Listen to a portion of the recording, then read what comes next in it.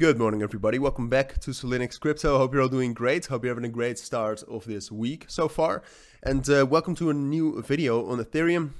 Wanted to do a quick update on that. It was obviously necessary after the bearish moves that we got yesterday morning. Unexpected. Well, I mean, to be fair, it wasn't too unexpected for Ethereum itself. Like what we saw with Ethereum also this weekend is that we actually had, like on Saturday evening, we already had quite a lot of bearish pressure. So that continued. But altogether, like if you compare Ethereum and Bitcoin right now with each other, Ethereum is actually not that bad off.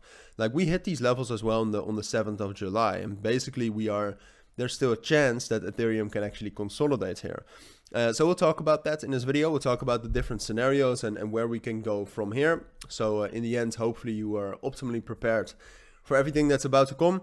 We will not talk about a major economic event that's coming tomorrow evening, which is the Federal Reserve interest rate decision and the press conference afterwards.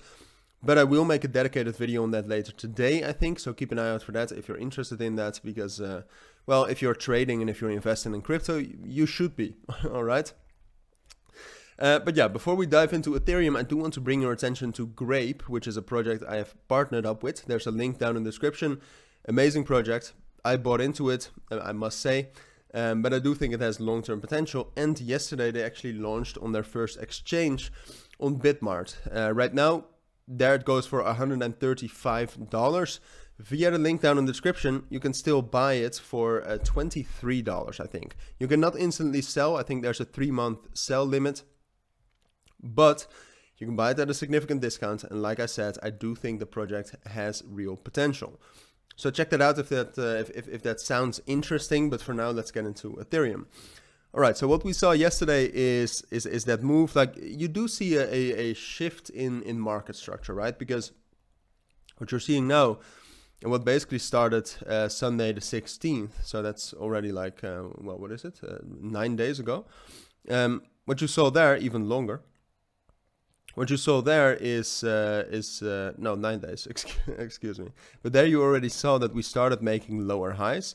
And technically we were still consolidating because we were, kind of moving in a range, and the EMAs were in the middle of the price. But what happened now is that we actually, well, first of all, got a bearish breakout again through 1875 and 1880. And now the EMAs have also shifted. So all of them are now on top of us, which is the first time that actually happened since, well, basically since the 10th of June when we got that bad news from the SEC lawsuits. So now we have shifted into somewhat more of a bearish market structure.